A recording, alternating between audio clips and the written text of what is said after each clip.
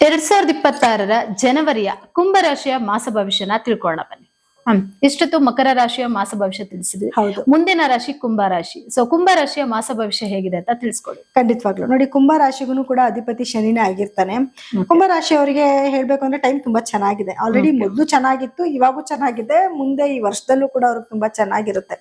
So ಅವರ ರಾಶಾಧಿಪತಿ ಆಗಿರುವಂತಹ ಶನಿ ಗ್ರಹ 2ನೇ ಮನೆಯಲ್ಲಿ ಸಂಚಾರ ಮಾಡ್ತಿದ್ದಾನೆ. ಸೊ ಧನಸ್ಥಾನದಲ್ಲಿ ಏನು ಶನಿನ ಒಂದು ಸಂಚಾರ ನಡೀತಾ ಇರೋದ್ರಿಂದ ಹಣಕಾಸಿನ ಅಭಿವೃದ್ಧಿ ತುಂಬಾ ಚೆನ್ನಾಗಿರುತ್ತೆ. ಒಳ್ಳೊಳ್ಳೆ ಮೂಲಗಳಿಂದ ಇವರಿಗೆ ಹಣಕಾಸು ಹರಿದು ಬರುತ್ತೆ.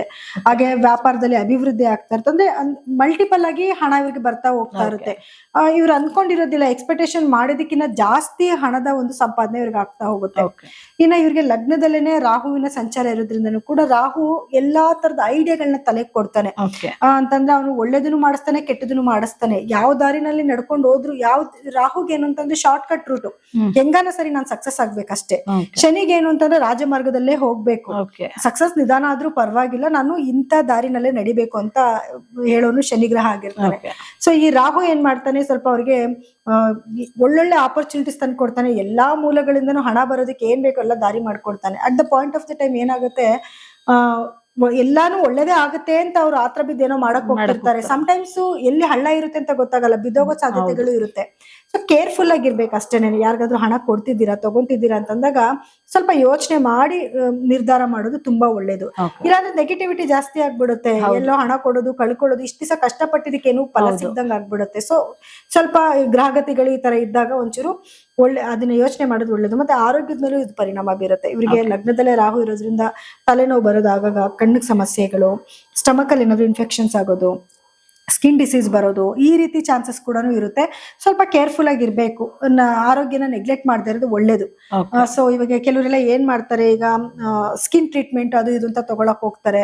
ಏನೋ ಇಂಜೆಕ್ಷನ್ಸ್ ತಗೊಳ್ಳೋದು, ಅದರಿಂದ ಇನ್ಫೆಕ್ಷನ್ ಆಗೋದು. ಹೆಂಗಿದ್ಯೋ ಹಂಗೆ ಬಿಡ್ಬೇಕು. ನಾವೇನಾದ್ರು ಇನ್ನು ಜಾಸ್ತಿ ಮಾಡ್ತೀವಿ ಅಂತ, ಇವಾಗ ನೋಡಿ ಕೆಲವರಿಗೆಲ್ಲ ಆಕ್ಟರ್ಸ್ಗೆಲ್ಲ ನೋಡಿದ್ರೆ ಸ್ಕಿನ್ಗೆ ಇಂಜೆಕ್ಷನ್ ತಗೊಳಕ್ ಹೋಗಿ ಅದು ಕ್ಯಾನ್ಸರ್ಗೆಲ್ಲ ಕನ್ವರ್ಟ್ ಆಗಿದೆ. ಸೊ ಅದ್ ಕೇರ್ಫುಲ್ ಆಗಿರೋದು ಒಳ್ಳೇದು. ಯಾಕಂದ್ರೆ ಸಮಯಗಳು ಈ ತರ ಇರೋದ್ರಿಂದ ಹಣಕಾಸಿಗೆ ಏನ್ ತೊಂದರೆ ಇಲ್ಲ, ವ್ಯಾಪಾರಕ್ಕೆ ತೊಂದರೆ ಇಲ್ಲ, ಆರೋಗ್ಯಕ್ಕೆ ಸಮಸ್ಯೆ ಇರೋದ್ರಿಂದ ಒಂದ್ ಸ್ವಲ್ಪ ಕೇರ್ಫುಲ್ ಆಗಿರ್ಬೇಕು.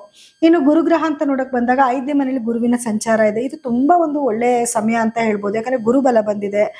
ಯಾರಿಗೆಲ್ಲ ಮದುವೆ ಹುಡುಕಾಟದಲ್ಲಿದ್ದಾರೆ ಅವ್ರಿಗೆಲ್ಲ ಒಂದು ಅನುಕೂಲಕರವಾದ ಒಂದು ಸ್ಥಿತಿ ಇರುತ್ತೆ. ಯಾರೆಲ್ಲ ಪ್ರೇಮಿಗಳಿದ್ದಾರೆ ಅವ್ರ ಮಧ್ಯದಲ್ಲಿ ಒಂದ್ ಒಳ್ಳೆ ಬಾಂಡೇಜ್ ಕ್ರಿಯೇಟ್ ಆಗುತ್ತೆ. ಸೊ ಅದೊಂಥರ ಖುಷಿ ವಿಷಯ ಅಲ್ವಾ. ಮತ್ತೆ ಮಕ್ಳ ಮೇಲೆ ಒಂದ್ ಸ್ವಲ್ಪ ಗೌರವ ಜಾಸ್ತಿ ಆಗುತ್ತೆ. ಮಕ್ಳಿಗೂ ಇವ್ರ ಮೇಲೆ ಸ್ವಲ್ಪ ಗೌರವ ಜಾಸ್ತಿ ಆಗತ್ತೆ. ಸೊ ಮಕ್ಳೇನು ಏಳಿಗೆ ಆಗ್ತಿದ್ದಾರೆ ಅನ್ನೋ ಒಂದು ಸಂತೋಷ ಇವ್ರಿಗಾಗತ್ತೆ. ಸೊ ಇದೆಲ್ಲ ಒಳ್ಳೆ ವಿಷಯನೇ. ಇನ್ನ ಕೇತು ಅಂತ ಬಂದಾಗ 7ನೇ ಮನೆ ಸಂಚಾರ ಮಾಡ್ತಿರೋದ್ರಿಂದ ಇವರು ಹಸ್ಬೆಂಡ್ ಅಂಡ್ ವೈಫ್ ಮಧ್ಯದಲ್ಲಿ ಸ್ವಲ್ಪ ಭಿನ್ನಾಭಿಪ್ರಾಯಗಳು ಬರುತ್ತೆ. ಸೊ ಏನೇ ಮೇಲ್ಗಡೆ ನೋಟಕ್ಕೆ ಚೆನ್ನಾಗಿದ್ದೀವಿ, ಚೆನ್ನಾಗಿ ಕಾಣಿಸ್ತಾ ಇದೀವಿ ಅಂತ ಅನ್ಕೊಂಡ್ರು ಒಳಗಡೆ ಭಿನ್ನಾಭಿಪ್ರಾಯಗಳಂತೂ ಖಂಡಿತವಾಗ್ಲೂ ಇದ್ದೇ ಇರುತ್ತೆ. ಯಾಕೆ ಅಂತಂದ್ರೆ ಅದು ಕೇತು ಗ್ರಹನೇ ಸ್ವಲ್ಪ ಒಂಟಿಯಾಗಿ ಬದುಕಬೇಕು ಅಥವಾ ಆಧ್ಯಾತ್ಮದ ಕಡೆ ಕರ್ಕೊಂಡು ಹೋಗುವಂತ ಗ್ರಹ ಆಗಿರೋದ್ರಿಂದ ಆ ಭಾವಕ್ಕೆ ಆ ಸಮಸ್ಯೆನ ಕೊಟ್ಟೇ ಕೊಡ್ತಾನೆ. ಅಂದ್ರೆ ಏನೇ ಸಮಸ್ಯೆ ಬಂದ್ರು ಇವ್ರ ನಡವಳಿಕೆನಲ್ಲಿ ಅದನ್ನ ಸರಿ ಮಾಡ್ಕೊಂಡು ಹೋಗ್ಬೇಕು. ಈಗ ತಪ್ಪು ತಿಳುವಳಿಕೆ ಇದೆ ಅಂತಂದಾಗ ಅದನ್ನ ಸರಿ ಮಾಡ್ಬೇಕು, ಅದನ್ನ ಕರೆಕ್ಟ್ ಮಾಡ್ಕೋಬೇಕು.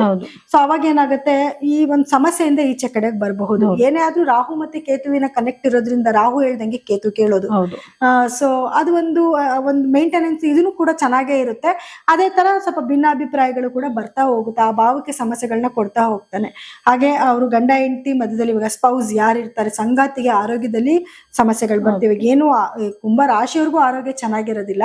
ಹಾಗೆ ಅವ್ರ ಸ್ಪೌಸ್ ಯಾರಾಗಿರ್ತಾರೆ ಅವ್ರ ಆರೋಗ್ಯದಲ್ಲೂ ಕೂಡ ಸ್ವಲ್ಪ ತೊಂದರೆಗಳು ಬರುತ್ತೆ. ಏನಾದ್ರೂ ಬಾಯಿಗೆ ಸಂಬಂಧಪಟ್ಟಿರೋದಾಗಿರ್ಬೋದು, ಅಥವಾ ಅವ್ರು ಎಲ್ಲೋ ಏನೋ ಮಾತಾಡಕ್ ಹೋಗಿ ಅದರಿಂದ ಸಮಸ್ಯೆಗಳು ಇವ್ರ ತಲೆಗೆ ಬರುವಂತ ಕೂಡ ಸಾಧ್ಯತೆಗಳಿರುತ್ತೆ. ಸೊ ಆ ವಿಚಾರದಲ್ಲೆಲ್ಲ ಸ್ವಲ್ಪ ಕೇರ್ಫುಲ್ ಆಗಿರೋದೇ ಒಳ್ಳೇದು. ಅಷ್ಟು ಗ್ರಹಗಳು ಇವರಿಗೆ 11ನೇ ಮನೆಯಲ್ಲಿ ಸಂಚಾರ ಮಾಡ್ತಿದ್ದು 16ನೇ ತಾರೀಕು ನಂತರ 12ನೇ ಮನೆಗೆ ಬರ್ತವೆ. ಸೊ 11ನೇ ಮನೆಯಲ್ಲಿ ಗ್ರಹಗಳು ಇರೋ ತನಕ ಇವ್ರಿಗೊಂದು ಅದೃಷ್ಟ ಅಂತ ಹೇಳ್ಬೋದು. ಒಳ್ಳೊಳ್ಳೆ ಆಪರ್ಚುನಿಟೀಸ್ ತಂದ್ಕೊಡ್ತಾರೆ. ಏನ್ ಕೆಲ್ಸಕ್ಕೆ ಇಟ್ಟರು ಸಕ್ಸಸ್ ಆಗುತ್ತೆ.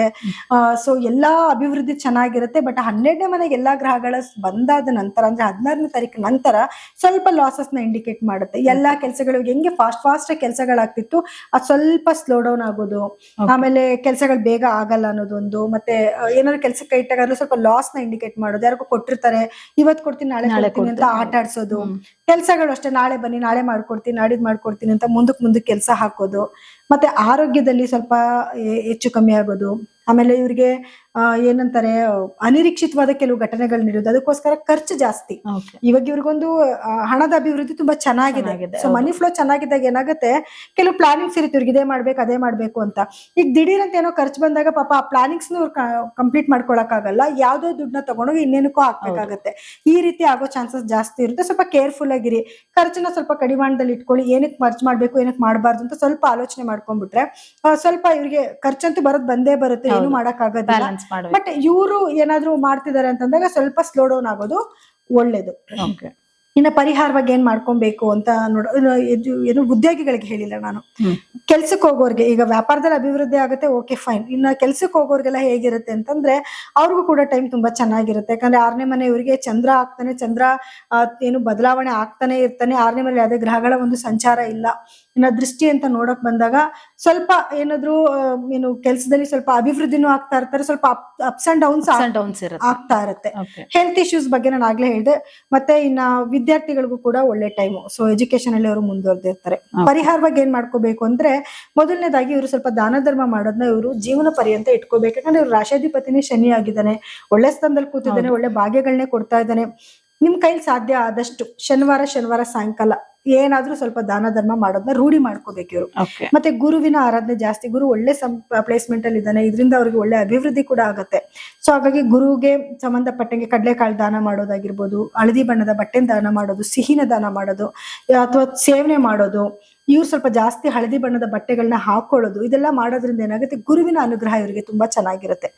ರಾಹು ಲಗ್ನದಲ್ಲೇ ಇರೋದ್ರಿಂದ ಸ್ವಲ್ಪ ದುರ್ಗಾದೇವಿ ಆರಾಧನೆ ಮಾಡೋದು, ದುರ್ಗಾ ಸಪ್ತಶತಿ ಕೇಳುವಂಥದ್ದು, ಲಲಿತ ಸಹಸ್ರನಾಮ ಪಾರಾಯಣ ಮಾಡೋದು, ಇದೆಲ್ಲ ಮಾಡೋದ್ರಿಂದ ಏನಾಗುತ್ತೆ, ಏನು ಕುಂಭ ರಾಶಿಯವರಿಗೆ ಆಲ್ರೆಡಿ ತುಂಬಾ ಚೆನ್ನಾಗಿದೆ ಟೈಮು, ಇನ್ನಷ್ಟು ಟೈಮ್ ಅವ್ರಿಗೆ ತುಂಬಾ ಚೆನ್ನಾಗಾಗುತ್ತೆ. ಓಕೆ, ನೋಡಿದ್ರಲ್ಲ ವೀಕ್ಷಕರೇ, ಕುಂಭ ರಾಶಿಯ ಒಂದು ಮಾಸ ಭವಿಷ್ಯ. ಹಾಗಿದ್ರೆ ಬನ್ನಿ ಮುಂದಿನ ರಾಶಿಯ ಮಾಸ ಭವಿಷ್ಯ ಅಂತ ತಿಳ್ಕೊಳ್ಳೋಣ.